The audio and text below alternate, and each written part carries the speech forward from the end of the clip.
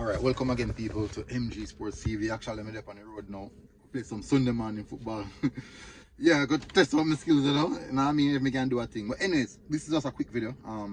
Where the abuse of Liam Bailey where I see continue. Nothing is wrong with criticizing what happened last night. Being critical, nothing's wrong with that. You can have good and bad criticism of a player, but when you reach the point of abuse, I don't think that was called for all these derogatory name calling and what he should do and what he should not do and threats and those things. And those things are definitely not called for, and it's not really appreciated. If I'm being honest, it's not. This is not, football is not the place for that.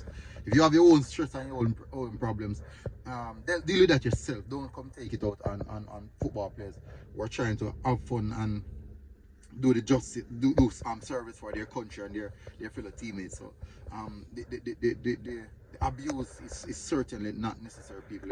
If I'm being honest here, we don't need that in football. So let's cut it out from now, people, and not let it go any further.